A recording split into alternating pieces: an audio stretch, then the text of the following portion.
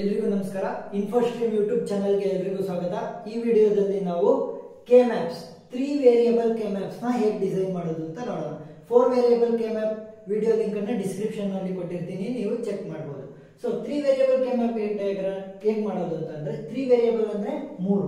So ನಾನು A B C ಅಂತ ತಗೊಂತೀನಿ. For example ನೋಡಿ, ಕ್ವಶನ್ ಅಲ್ಲೇ ಕೊಟ್ಟಿದ್ದಾರೆ A B C 3 variables. So ಯಾವುದಕ್ಕೆ ಇನ್ಸರ್ಟ್ ಮಾಡಬೇಕು ಅಂತ ಕೊಟ್ಟಿದ್ದಾರೆ. ಫಸ್ಟ್ 3 ವೇರಿಯಬಲ್ ಕೆ ಮ್ಯಾಪ್ ಹೇಗೆ ಬರೆಯೋದು? ಒಂದು ವೇರಿಯಬಲ್ ಈ ಸೈಡ್, ಇನ್ನು ಉಳಿದಿರುವಂತ 2 ವೇರಿಯಬಲ್ ಈ ಸೈಡ್ ಬರೀಬೇಕು. ಸೊ ಇದರ ಪಾಸಿಬಿಲಿಟಿ ಏನು? ಒಂದೇ ಒಂದು ಇದ್ರೆ ಅದು 0 ಇರಬೇಕು, ಇಲ್ಲ 1 ಇರಬೇಕು. ನೆಕ್ಸ್ಟ್ 2 ಇದ್ರೆ 0 0 0 1 1 0 ಈ ಕಡೆ ಬರೀಬೇಕು, ಕೊನೆಯಲ್ಲಿ 1 0 ಮತ್ತೆ 1 1 ಈ ರೀತಿ ಬರೀಬೇಕು. ಈಗ ಪ್ರತಿಯೊಂದಕ್ಕೂ ಕೂಡ ನಂಬರಿಂಗ್ ಮಾಡ್ತಾ ಬರೋಣ. ಸೊ ನಂಬರಿಂಗ್ಗೆ 0 1. ಸೊ 1 ಆದ್ಮೇಲೆ ಇದನ್ನೆಲ್ಲ ಬರೆದಿದ್ದು 0 1 ಆದ್ಮೇಲೆ 1 0 ಬರೆದಿದ್ದು. ಸೊ 2 3 4 5 6 7. ಈಗ ಇಂಡೆಕ್ಸಿಂಗ್ ಮಾಡಿದೀವಿ. ಈಗ ಅವ್ರು ಯಾವ ವ್ಯಾಲ್ಯೂ ಹೇಳಿದ್ದಾರೆ? 0. ಸೊ 0ಗೆ 1, ನೆಕ್ಸ್ಟ್ 1 1 ಮತ್ತೆ 5ಗೆ. ಸೊ ಇಷ್ಟಕ್ಕೆ ಮಾತ್ರ ಅವರು ವ್ಯಾಲ್ಯೂಸ್ ಅನ್ನ ಕೊಟ್ಟಿದ್ದಾರೆ. ಸೊ ಇನ್ನು ಉಳಿದಿರೋದನ್ನೆಲ್ಲ ಏನ್ ಮಾಡಬೇಕು ನಾವು? 0 0 0 0 0. ಸೊ ಅವ್ರು ಯಾವ ವ್ಯಾಲ್ಯೂ ಕೊಟ್ಟಿದ್ದಾರೆ ಅದಕ್ಕೆ ಮಾತ್ರ 1 ಅಂತ ಬರೀಬೇಕು, ಯಾವುದಕ್ಕೆ ಕೊಟ್ಟಿಲ್ಲ ಅದಕ್ಕೆಲ್ಲ 0 ಅಂತ ಬರೀಬೇಕು. ಇವಾಗ ನಾನು ಹೇಗೆ ಕಾಂಬಿನೇಷನ್ ಮಾಡಬೇಕು ಅಂತಂದ್ರೆ 2 ಪವರ್ ಅಲ್ಲಿ ನಾನು ಕಾಂಬಿನೇಷನ್ ಮಾಡಬೇಕು. 2 ಪವರ್ 0 2 ಪವರ್ 1 2 ಪವರ್ 2 2 ಪವರ್ 3 ಈ ರೀತಿಯಲ್ಲಿ ನಾನು ಕಾಂಬಿನೇಷನ್ ಮಾಡಬೇಕು. ಸೊ 2 ಪವರ್ 0 ಅಂದ್ರೆ ಏನು? 1. 2 ಪವರ್ 2 ಅಂದ್ರೆ 2 ಪವರ್ 1 ಅಂದ್ರೆ 2 2 ಪವರ್ 2 ಅಂದ್ರೆ 4 2 ಪವರ್ 3 ಅಂದ್ರೆ 8. ಸೊ ನನ್ನ ಗ್ರೂಪ್ ಅಲ್ಲಿ ಎಷ್ಟು ಎಲಿಮೆಂಟ್ಸ್ ಇರಬೇಕು? 1 ಇರಬಹುದು, ಅಥವಾ 2 ಇರಬಹುದು, ಅಥವಾ 4 ಇರಬಹುದು, ಅಥವಾ 8 ಇರಬಹುದು. ಸೊ ಅದಕ್ಕಿಂತ ಬಿಟ್ಟು ಬೇರೆ ಯಾವುದು ಇರಂಗಿಲ್ಲ. ಈಗ ಇಲ್ಲಿ ಈ 3ಅನ್ನ ಸೇರಿಸಿ ಒಂದು ಗ್ರೂಪ್ ಮಾಡಂಗಿಲ್ಲ. ಸೊ ಒಂದನ್ನೇ ಒಂದು ಗ್ರೂಪ್ ಮಾಡಬಹುದು, ಅಥವಾ 2ಅನ್ನ ಸೇರಿಸಿ ಒಂದು ಗ್ರೂಪ್ ಮಾಡಬಹುದು. ಸೊ ನಾನೇನ್ ಮಾಡ್ಬೇಕು ಅಂತಂದ್ರೆ ಮ್ಯಾಕ್ಸಿಮಮ್ ಎಲಿಮೆಂಟ್ಸ್ ಒಂದು ಗ್ರೂಪ್ ಮಾಡೋದಕ್ಕೆ ನೋಡ್ತಾ ಹೋಗ್ಬೇಕು. ಸೊ ಇವಾಗ ಏನ್ ಮಾಡ್ತೀನಿ? ಇವೆರಡನ್ನ ಸೇರಿಸಿ ಒಂದು ಗ್ರೂಪ್ ಮಾಡ್ತೀನಿ. ಇವೆರಡನ್ನ ಸೇರಿಸಿ ಒಂದು ಗ್ರೂಪ್ ಮಾಡ್ತೀನಿ. ನೆಕ್ಸ್ಟ್ ಇದು ಒಂದು ಮಾತ್ರ ಒಂದೇ ಉಳಿತು. ಸೊ ಒಂದನ್ನೇ ಬರಿಬಹುದು, ಆದ್ರೆ ನಾನೇನ್ ಮಾಡ್ಬೇಕು? ಮ್ಯಾಕ್ಸಿಮಮ್ ಎಲಿಮೆಂಟ್ಸ್ ಅನ್ನ ಒಂದು ಗ್ರೂಪ್ ಮಾಡ್ಬೇಕು. ಸೊ ಏನ್ ಮಾಡ್ತೀನಿ? ಇವೆರಡನ್ನ ಸೇರಿಸಿ ಒಂದು ಗ್ರೂಪ್ ಮಾಡ್ತೀನಿ. ಕ್ಯಾರೆಕ್ಟರಿಸ್ಟಿಕ್ ಈಕ್ವೇಶನ್ ಅನ್ನ ಬರೀಬೇಕು. ಯಾವುದಕ್ಕೆ? ಇದಕ್ಕೆ. ಸೊ ಕ್ಯಾರೆಕ್ಟರಿಸ್ಟಿಕ್ ಈಕ್ವೇಶನ್ ನ ಹೇಗೆ ಬರೀತೀನಿ ಅಂತ ಅಂದ್ರೆ ಫಸ್ಟ್ ನೋಡೋಣ. ಯಾವ ಯಾವ್ದನ್ನ ಸೆಲೆಕ್ಟ್ ಮಾಡೋಣ? ಈ ರೌಂಡ್ ಅನ್ನ ಸೆಲೆಕ್ಟ್ ಮಾಡೋಣ. ಫಸ್ಟ್ ಈ ರೌಂಡ್. ಸೊ ಈ ರೌಂಡ್ ಅನ್ನ ನಾನು ಸೆಲೆಕ್ಟ್ ಮಾಡಿದಾಗ 1 ಮತ್ತೆ 1. ಸೊ ಇವೆರಡರಲ್ಲೂ ಕೂಡ ಎ ಬಿ ಸಿ ನ ನೋಡ್ಬೇಕು. ಎ ಬಿ ಸಿ ಅಲ್ಲಿ ಯಾವ್ದು ಕಾನ್ಸ್ಟೆಂಟ್ ಇದೆ ನೋಡಿ? ಎ ವ್ಯಾಲ್ಯೂ ಇದಕ್ಕೂ ಕೂಡ 0, ಇದಕ್ಕೂ ಕೂಡ 0. ಸೊ ಎ ವ್ಯಾಲ್ಯೂ ಏನಾಗಿದೆ? ಕಾನ್ಸ್ಟೆಂಟ್ ಇದೆ. ನೆಕ್ಸ್ಟ್ ಬಿ ವ್ಯಾಲ್ಯೂ ನೋಡಿ. ಸೊ ಬಿ ವ್ಯಾಲ್ಯೂ ಇದಕ್ಕೂ 0 ಇದೆ, ಇದಕ್ಕೂ ಕೂಡ 0 ಇದೆ. ಸೊ ಬಿ ವ್ಯಾಲ್ಯೂ ಕಾನ್ಸ್ಟೆಂಟ್ ಇದೆ. Next C value. So C value ಇದಕ್ಕೆ 0 ಇದೆ, ಆದ್ರೆ ಇದಕ್ಕೆ 1 ಇದೆ. ಸೊ ಅದನ್ನ ಬರೆಯಂಗಿಲ್ಲ. ಸೊ ಇವಾಗ ಏನಾಯ್ತು? ಎ ವ್ಯಾಲ್ಯೂ ಏನು? 0. ಸೊ 0 ಅಂದ್ರೆ A bar. Next B value ಕೂಡ 0. ಸೊ ಏನ್ ಬರೀಬೇಕು? B bar. ಸೊ ಒಂದಕ್ಕೆ ಈಕ್ವೇಶನ್ ಆಯ್ತು. ಪ್ಲಸ್ ಈಗ ಈ ಸರ್ಕಲ್ ಅನ್ನ ತಗೊಳ್ಳೋಣ. ಈ ಸರ್ಕಲ್. ಸೊ ಈ ಸರ್ಕಲ್ ತಗೊಂಡಾಗ ಸೊ ಇವಾಗ ಮತ್ತೆ ಕಾನ್ಸ್ಟೆಂಟ್ ಯಾವ್ದಿದೆ ನೋಡಿ? ಸೊ ಈ 1 ಗೆ ಎ ವ್ಯಾಲ್ಯೂ 0, ಈ 1 ಗೆ ಎ ವ್ಯಾಲ್ಯೂ 1 ಇದೆ. ಸೊ ಏನಾಯ್ತು? ವೇರಿಯಬಲ್ ತಗೊಳ್ಳಂಗಿಲ್ಲ. ನೆಕ್ಸ್ಟ್ ಈ 1 ಗೂ 0 1 ಬಿ ಸಿ ವ್ಯಾಲ್ಯೂ, ಈ 1 ಗೂ ಕೂಡ ಬಿ ಸಿ ವ್ಯಾಲ್ಯೂ 0 1. ಸೊ ಏನಾಯ್ತು? ಬಿ ಸಿ ವ್ಯಾಲ್ಯೂ ಕಾನ್ಸ್ಟೆಂಟ್ ಇದೆ, ಬಿ ಮತ್ತೆ ಸಿ. ಈಗ ಬಿ ವ್ಯಾಲ್ಯೂ ಏನು? 0, C value 1. So B value 0 ಆಗಿರೋದ್ರಿಂದ ಬಾರ್. ಸೊ ಇಷ್ಟೇ ಈಕ್ವೇಶನ್.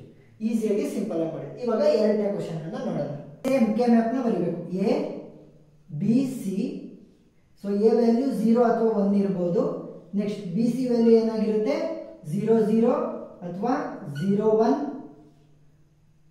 ನೆಕ್ಸ್ಟ್ 1 0 ಅಥವಾ 1 1 ಇಷ್ಟರಲ್ಲಿ ಯಾವ್ದಾದ್ರೂ ಆಗಿರುತ್ತೆ. ಸೊ ಇಂಡೆಕ್ಸ್ ಮಾಡಿ. 0 1 2 3 4 5 6 7. ಈಗ ಅವ್ರು ಯಾವ ವ್ಯಾಲ್ಯೂ ಕೊಟ್ಟಿರೋದು? 0 1 3 7. 0 1 3 7. ಸೊ ಇನ್ನು ಉಳಿದಿರುವಂತದ್ದೇನು? 0 ಆಗುತ್ತೆ.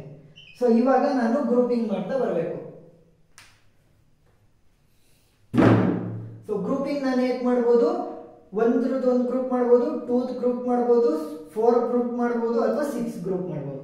ಸೊ ಇವಾಗ ಈ 3ಅನ್ನು ಸೇರಿಸಿ ನಾನು ಗ್ರೂಪ್ ಮಾಡೋದಕ್ಕೆ ಆಗಲ್ಲ. ನೆಕ್ಸ್ಟ್ ಇವೆರಡನ್ನ ಸೇರಿಸಿ ಒಂದು ಗ್ರೂಪ್ ಮಾಡ್ಬೋದಾ? ಹೌದು, ಇವೆರಡನ್ನ ಸೇರಿಸಿ ಒಂದು ಗ್ರೂಪ್ ಮಾಡ್ತೀನಿ. ನೆಕ್ಸ್ಟ್ ಇವೆರಡನ್ನ ಸೇರಿಸಿ ಕೂಡ ನಾನು ಒಂದು ಗ್ರೂಪ್ ಮಾಡ್ತೀನಿ. ಸೊ ನನ್ನ ಎಲ್ಲ ಎಲಿಮೆಂಟ್ಸು ಖಾಲಿ ಆದ್ವಾ? ಹೌದು, ಎಲ್ಲ ಎಲಿಮೆಂಟ್ಸ್ ಕೂಡ ಖಾಲಿ ಆಯ್ತು. ಇವಾಗ ಏನ್ ಮಾಡಬೇಕು? ನಾನು ಈಕ್ವೇಶನ್ ನ ಬರಿಬೇಕು. ಸೊ ಒಂದನ್ನ ನೆನ್ಪಿಟ್ಕೊಳ್ಳಿ, ಡಯಾಗ್ನಲ್ ಅಲ್ಲಿ ನಾನು ಕೊನೆ ಎಲಿಮೆಂಟ್ಸ್ ಅನ್ನ ಬೇಕಾದ್ರೆ ಈ ರೀತಿ ನಾನು ಸೆಲೆಕ್ಟ್ ಮಾಡಬಹುದು.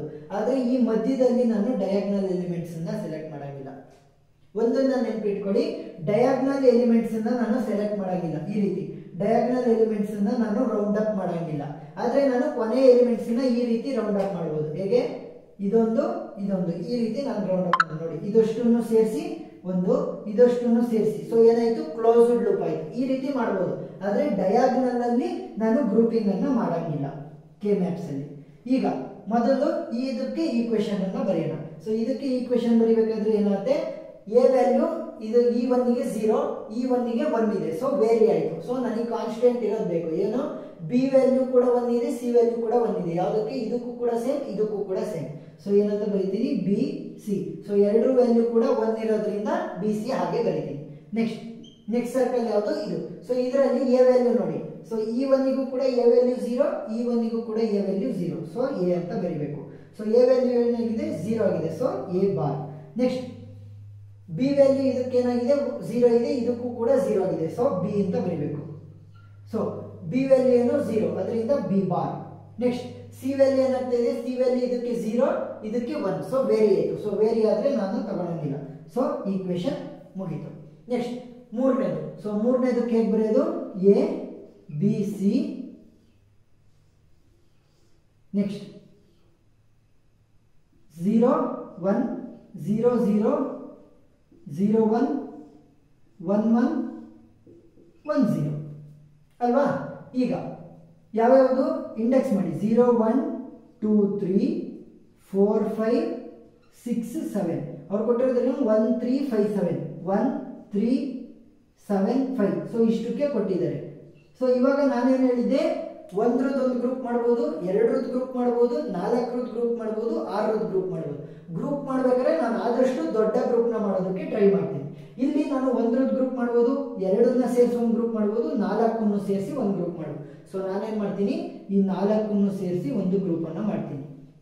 ಈಗ 4ನ್ನು ಸೇರಿಸಿ ಒಂದು ಗ್ರೂಪ್ ಮಾಡಿದಾಗ ಯಾವ್ಯಾವ ಡಿಜಿಟ್ಸು ವೇರಿ ಆಗ್ತಾ ಇದೆ, ಯಾವ್ಯಾವುದು ಸೇಮ್ ಇದೆ ನೋಡಿ. ಸೊ ಈ 4ನ್ನು ಕನ್ಸಿಡರ್ ಮಾಡಿದ್ರೆ ಇವೆರಡಕ್ಕೆ ಎ ವ್ಯಾಲ್ಯೂ 0 ಇದೆ, ಇವೆರಡಕ್ಕೆ ಎ ವ್ಯಾಲ್ಯೂ 1 ಇದೆ. ಸೊ ವೇರಿ ಆಗ್ತಾ ಇದೆ. ಸೊ ಬರೆಯಂಗಿಲ್ಲ.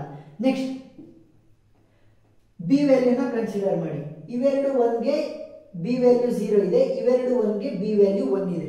ಸೊ ಅದು ಕೂಡ ವೇರಿ ಆಗ್ತಿದೆ, ಕನ್ಸಿಡರ್ ಮಾಡಂಗಿಲ್ಲ. ನೆಕ್ಸ್ಟ್ ಸಿ ವ್ಯಾಲ್ಯೂ ನೋಡಿ. ಇವೆರಡಕ್ಕೂ ಕೂಡ ಸಿ ವ್ಯಾಲ್ಯೂ 1, ಇವೆರಡಕ್ಕೂ ಕೂಡ ಸಿ ವ್ಯಾಲ್ಯೂ 1. ಸೊ ಏನಂತ ಬರೀಬೇಕು? ಸಿ ಅಂತ ಡೈರೆಕ್ಟ್ ಆಗಿ ಬರೀಬೇಕು. ಇಷ್ಟೇ, ಸಿಂಪಲ್. ಸೊ ಇದಕ್ಕೇನಾದ್ರೂ ಅವರು ಡಯಾಗ್ರಾಮ್ ನ ಕೂಡ ಬರೀರಿ ಅಂತ ಹೇಳಿದ್ರೆ, ಸೊ ನನ್ನ ಇನ್ಪುಟ್ಗಳು ಯಾವುವು? ಎ ಮತ್ತೆ ಬಿ. ಸೊ ಎ ಮತ್ತೆ ಬಿ ಇವು ಬಾರ್. ಬಾರ್ ಅಂದ್ರೇನು? 0 ನ ರೆಪ್ರೆಸೆಂಟ್ ಮಾಡಬೇಕು. ಸೊ ರೆಪ್ರೆಸೆಂಟ್ ಮಾಡಬೇಕು. ಸೊ ಬಾರ್ ಇದ್ದಾಗ ಏನ್ ಮಾಡಬೇಕು? ನಾಟ್ ಗೇಟ್ ನ ಹಾಕಬೇಕು. So A bar B bar. So ಎರಡಕ್ಕೂ ಕೂಡ A into B. So dot ಇರೋದು ಇಲ್ಲಿ ಮಧ್ಯ. ಸೊ ಎ ಇಂಟು ಬಿ ಅಂದ್ರೇನು? And gate. ಸೊ ಇವಾಗ ಏನಾಯ್ತು? ಎ ಬಾರ್ ಬಿ ಬಾರ್ ನನಗೆ ಇದರಲ್ಲಿ ಔಟ್ಪುಟ್ ಬಂತು. ನೆಕ್ಸ್ಟ್ ಏನು? Plus B bar C. So B bar value ಇಲ್ಲಿ ಸಿಗುತ್ತೆ. So B bar. Next C ಇನ್ನೊಂದು ಇನ್ಪುಟ್. So C. ಸೊ ಏನಾಗ್ತಾ ಇದೆ? ಇವೆರಡು ಕೂಡ multiply, and gate. So B bar into C. So B bar ಇಲ್ಲಿಂದ ತಗೊಂಡೆ, ಸಿ ಇಲ್ಲಿಂದ ತಗೊಂಡೆ. ನೆಕ್ಸ್ಟ್ ಏನ್ ಮಾಡಬೇಕು? ಎ ಬಾರ್ ಬಿ ಬಾರ್ ಮತ್ತೆ ಬಿ ಬಾರ್ ಸಿ ಇದಷ್ಟು ಆಡ್ ಮಾಡಬೇಕು. ಆಡ್ ಅಂದ್ರೆ ಏನು? ಪ್ಲಸ್. ಪ್ಲಸ್ ಅಂದ್ರೆ ಆರ್ ಗೇಟ್ ನ ಯೂಸ್ ಮಾಡಬೇಕು. ಸೊ ಆರ್ ಗೇಟ್ ಹೇಗಿರುತ್ತೆ? R gate. ಸೊ ಇವಾಗ ಏನಾಯ್ತು? A bar B bar plus B bar C. ಇದಕ್ಕೆ ಮೊದಲನೇದಕ್ಕೆ ಡಯಾಗ್ರಾಮ್. ಎರಡನೇದಕ್ಕೆ ಡಯಾಗ್ರಾಮ್ ಹೇಗೆ ಬರೀತೀವಿ? ಯಾವ್ಯಾವ್ದು ಇನ್ಪುಟ್ಸ್ ಇರೋದು? A bar B bar B C ಇದೆ. ಸೊ ಫಸ್ಟ್ ಏನ್ ಮಾಡ್ತೀನಿ? ಎ ಬಿ ನ ತಗೊಂತೀನಿ. So A bar B bar ಹೇಗೆ ಬರೆಯೋದು? ನಾಟ್ ಗೇಟ್ ನ ಹಾಕಿದ್ರೆ ಆಯ್ತು. So A bar B bar. So and gate ನ ಯೂಸ್ ಮಾಡ್ತಾ ಇದ್ದೀನಿ. ಯಾಕೆ? A bar into B bar. Next B C ನ ಬರಿಬೇಕು. ಸೊ ಇದೇನಾಯ್ತು? A bar B bar B C ನ ಬರಿಬೇಕಲ್ವಾ? ಸೊ ನಾಟ್ ಗೇಟ್ ಹಾಕೋಕ್ಕಿಂತ ಮುಂಚೆಯಿಂದನೇ ತಗೊಂತೀನಿ. ಸೊ ಬಿ ಮತ್ತೆ ಸಿ ಇನ್ನೊಂದು ಇನ್ಪುಟ್ ಅಲ್ವಾ? B C. ಸೊ ಇವೆರಡು ಕೂಡ B into C. So and gate. Next ಇವೆರಡನ್ನು ಕೂಡ ಆಡ್ ಮಾಡಬೇಕು. ಸೊ ಆರ್ ಗೇಟ್ ನ ಯೂಸ್ ಮಾಡಬೇಕು. So R gate. ಸೊ ಇವಾಗ ಔಟ್ಪುಟ್ ಏನಾಗಿರುತ್ತೆ, BC plus A bar B bar. ಈಗ ಮೂರನೇದಕ್ಕೆ ಬರೀ ಔಟ್ಪುಟ್ ಸಿ ಮಾತ್ರ ಇದೆ, ಸೊ ಅದಕ್ಕೆ ಏನು ಬರೆಯಂಗಿಲ್ಲ, ಸಿ ಅಂತ ಒಂದು ಬರೆದ್ಬಿಟ್ಟು ಹಾಗೆ ಖಾಲಿ ಬಿಡ್ಬೋದು. ಸೊ ಇವಾಗ 3 ವೇರಿಯೇಬಲ್ ಕೆ ಮ್ಯಾಪ್ ಅರ್ಥ ಆಗಿದೆ ಅಂತ ಅನ್ಕೊಂತೀನಿ. ಏನಾದರೂ ಡೌಟ್ ಇದ್ರೆ ಕಮೆಂಟ್ ಸೆಕ್ಷನ್ ಅಲ್ಲಿ ತಿಳಿಸಿ. Thank you.